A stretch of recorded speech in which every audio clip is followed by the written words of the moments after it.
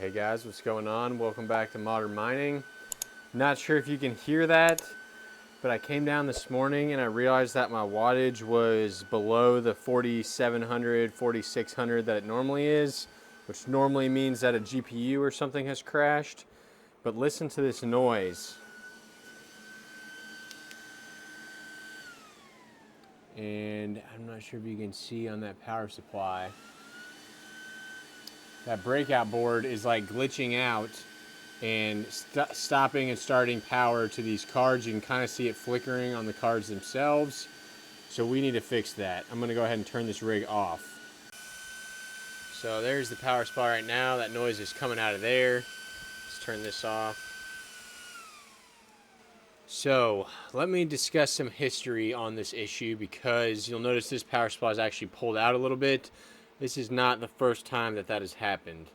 Normally when I turn on these rigs, those 1200 watt power supplies will ramp up and have a real loud fan like what you were hearing, and then they go down and they don't make much more noise after that.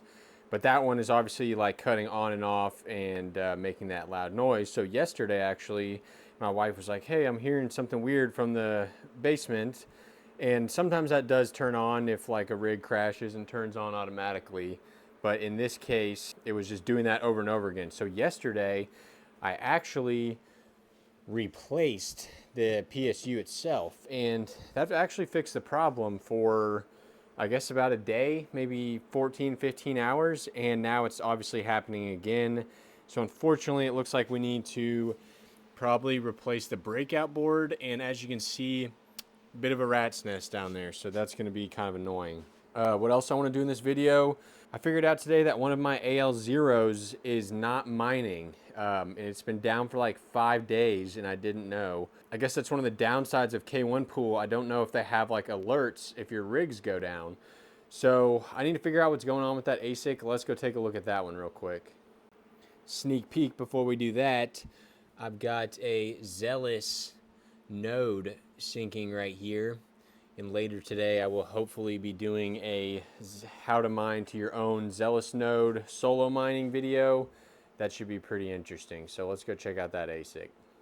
Hey guys, quick interruption to talk about today's sponsor, Via BTC. If you're mining Bitcoin or Litecoin, you're not going to want to miss this. Via BTC offers a few different ways to boost your mining rewards compared to other pools. First off, Via BTC offers merged mining. This allows you to mine multiple cryptos at the same time.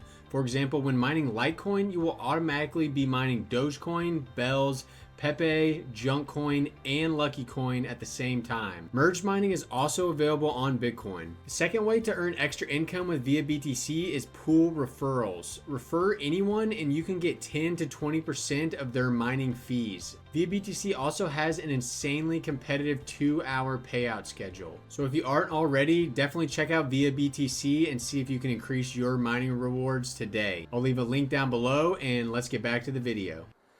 All right, so up here are my two AL0s, and sorry, it's a bit dark. And you'll notice they're both flashing green, so no problems, right? And I like to just give them the heat test. If you can't hold your hand on there longer than that, then that means they're running. Now, if I had to guess, maybe this one's the one that's not running because I can hold my hand on it a little longer. But based on the lights, they should both be working fine. Power supply appears fine, switch appears fine. But if I go onto my K1 Pool dashboard here, you can see that somewhere on January 6th, my second one cut off, and I've basically been getting exactly half the amount of rewards since then. So that's like 5 days ago that this thing hasn't been mining, but has still been pulling power. So we need to do something to figure that out, and I think I'm just gonna put these things back on the stock firmware. I asked T-Swift how to do it, and I know how to do it now. One thing I noticed is that I still have this watt meter plugged in from the AL0 video, and I'm up to 273 watts from the 230 when they're both running correctly. So whatever's happening, it's causing it to pull an extra 40 watts, but I'm getting no hash rate. So that's definitely sucks that that's been happening for 5 days. All right, so there's two ways that you can reset these Ice River units. You can either hold down the reset button for 30 seconds, or you can use the online dashboard and you can hit the restore factory settings on there. Now, if you watched the AL0 video, I'm pretty sure I did that last video and it didn't do anything, but let's quickly try again and see what happens. So this is the Ice River Miner tool. You can find this on their website. This allows you to scan all your IP addresses and figure out which ones have your Ice River units on there.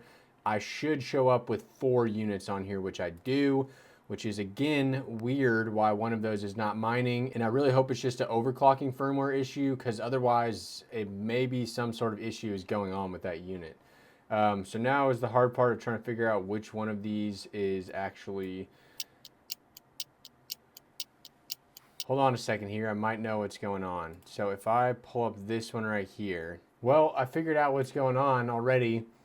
So when I reset to factory settings in that last video, I was able to load back into the firmware page and it wasn't showing any changes. Like, it was still mining to my wallet. But when I pull this up here, this is definitely mining to Ice River's wallet. So I did apparently reset, and I guess maybe the page that I was on was cached or something, and I was still able to mess around with it. Normally when you reset those, they just totally go black and you can't mess with any of the pages.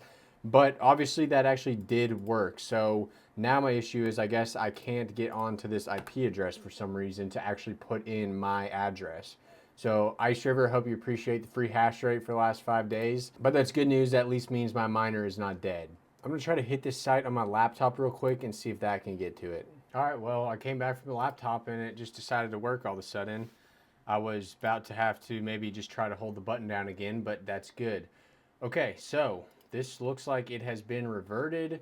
You can see I've been mining to Ice River's wallet for 5 days. It's a rookie mistake there, but let's go ahead and put our wallets back in here. Looks like we got one to stock, so I will switch the other over to stock, and then let's go fix the mining rig. Okay, so got the other one pulled up. You can see the UI looks different because this is the one that's overclocked. If we go to miner, we'll just go ahead and copy this information and throw it into the stock one, and then we'll reset this one. Now the only thing we need to change here is that this is the AL1.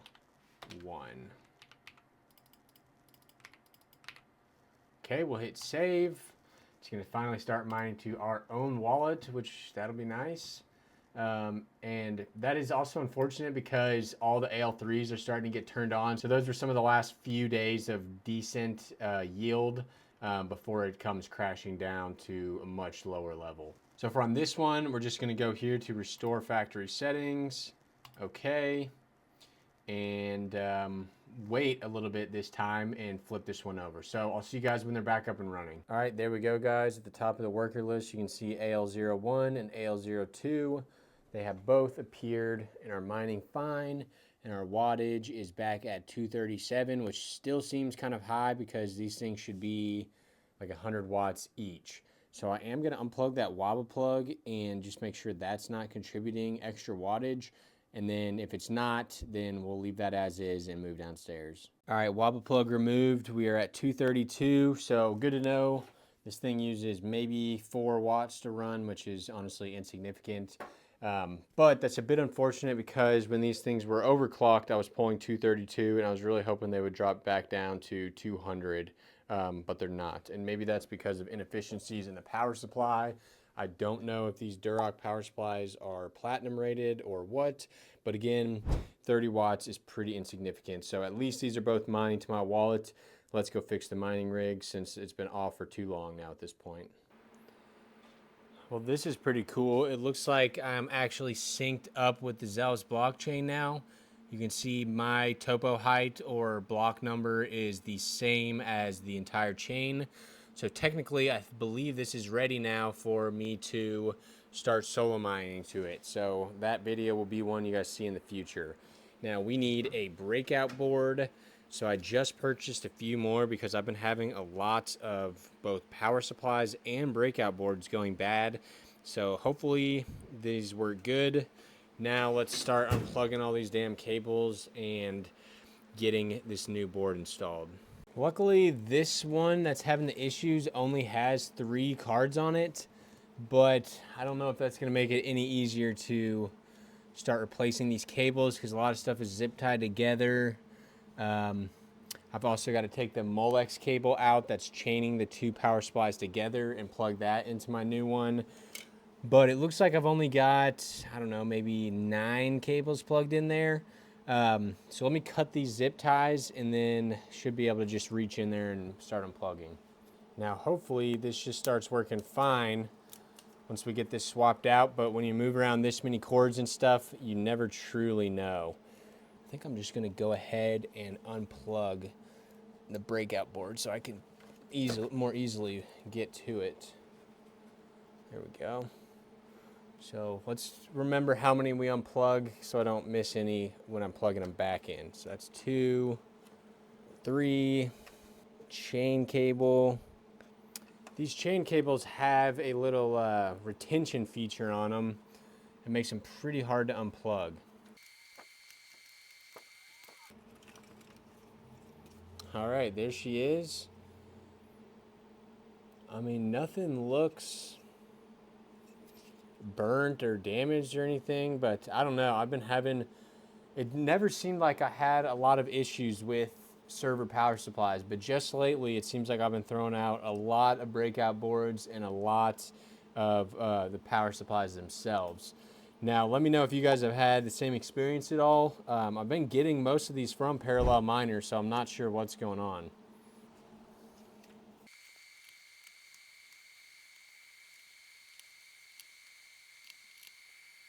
All right, now I'm searching. Did I miss any cables? Oh, I did miss one, but I think other than that, we're good to go. Let's plug that in. And now I need to try to get this actually installed onto the power supply. This is always a bit challenging. There we go. Not too bad, actually. Okay, hopefully when we turn this rig on... Oh, I'm missing one more. Hopefully when we turn this rig on, we don't hear that fan cycling. It just turns straight on. Let's try it out. Both of them are blinking as normal. That is good. Let's turn this on. Need to actually pull this light off of here. That was from yesterday.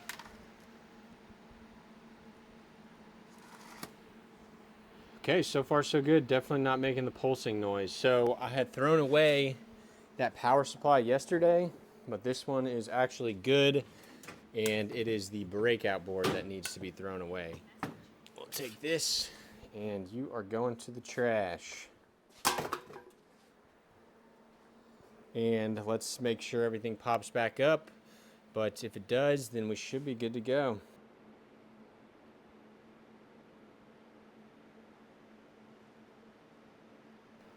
I checked in hiveos on my phone, guys, and unfortunately one of these cards is not registering now. I can always tell because I'm not getting the 4600 watts that I should be out of this rig, or 4700 watts. So turn on the old wall PC over here and let's figure out what's going on. And there you can see one of the ASUS cards is not showing up. So I'm thinking I'm probably gonna do a troubleshooting video soon. Basically, what's the best methodology to troubleshooting GPUs. In this case though, I just like to check and see are any of the fans not spinning, indicating that one of these cards is not working, or is one of them not lit up. And unfortunately they are all working right now, it appears, so not an obvious fix. Now my next move here will be to reseat all of these in their riser, and I can do that without unscrewing them. That fixes the problem 90% of the time, so let me show you how to do that. All right, so let's turn this off. Definitely don't want to reseat risers while it's on. Let me see if I can get you guys some better lighting. Okay, so I'm basically just going to lift this off of, like, it has a little bit of play right there, so I'm just going to lift it up, take it off that riser, pop it right back on, and sorry for the bouncy camera, I'm going to do it on every single one of these. So I actually work at a connector company, and what this is doing is it's basically wiping any corrosion that may have built up on the contacts of that PCI connector and ensuring that we're getting enough normal force for the edge card of the graphics card to make good connection with the PCIe socket. That should be good. Let's go ahead and restart this.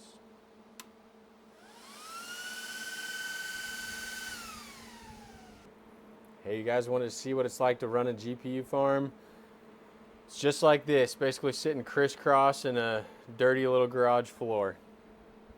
But I'm assuming this is going to fix it, so we shall see. Still no luck, but the good news is that we know which card it is now. So if you take a look, this one is not spinning. So let's double check. We'll reseat this one again, and then we will also reseat its little PCIe card in the motherboard, and I bet that fixes it. And there we go, guys. That troublesome card is good to go. So we'll take a quick look at the rigs again, but everything is up and running.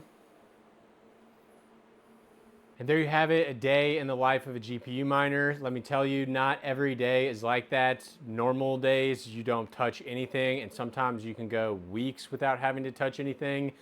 I'm gonna have a video soon on basically the role of automation in your GPU mining farm or just your crypto mining farm in general to essentially make it as hands-off as possible where you really don't need to be down here a lot.